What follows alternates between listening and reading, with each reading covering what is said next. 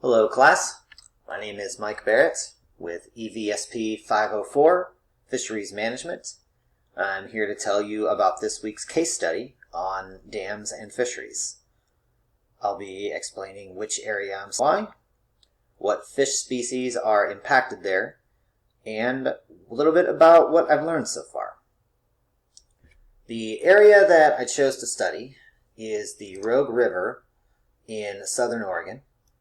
I am focusing on 3 dams, all within 20 miles of each other, that were removed within 3 years of each other. I chose this area for a couple reasons.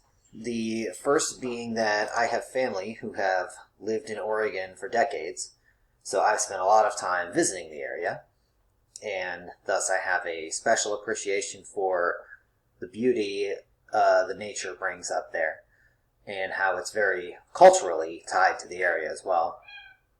Not surprisingly, it's a popular destination for outdoor enthusiasts as well, such as fishermen.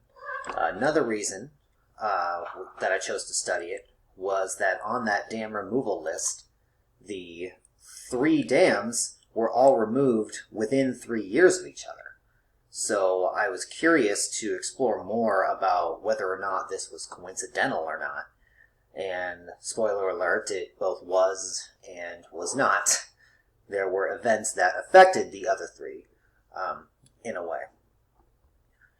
There are 2 fish species that have been most threatened by these dams. The first one is the Chinook salmon. The scientific name is Acarynchus chawitcha. And the coho salmon, which is Acarynchus kisuch. As anadromous fish, they migrate from salt to fresh water in order to spawn and reproduce. Therefore, the Rogue River is a very popular route for these fish coming in from the Pacific Ocean. They are both considered Pacific salmon. And a few things that I've learned so far is that dams can be very ecologically beneficial. They can be used to divert water for irrigation, to supply water to a town or a community. They can be used for flood control, to move water away from an area that is vulnerable to flooding. Or recreation. You could slow a river down if you wanted to be able to boat on it or make it not as dangerous, something like that. However, there is a very distinct trade-off in disturbing flowing water. Especially in waters that are popular with fish who migrate in order to spawn, such as the aforementioned salmon. I've also learned a good bit about the ideal spawning habitats for these fish, the conditions that they require in order to move and to reproduce, and how easily dams can alter it. The speed of the water, the temperature of it, the composition of the sediment at the bottom all affect whether or not a salmon can use it to spawn, and so a dam can really take a toll on that.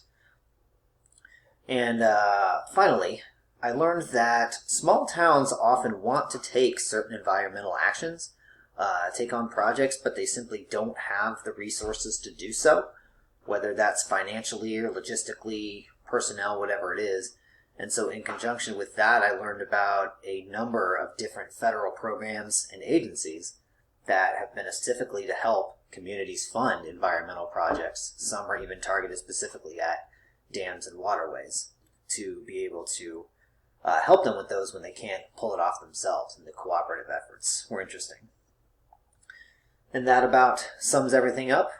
Good luck, and I look forward to hearing all of my fellow classmates' ideas.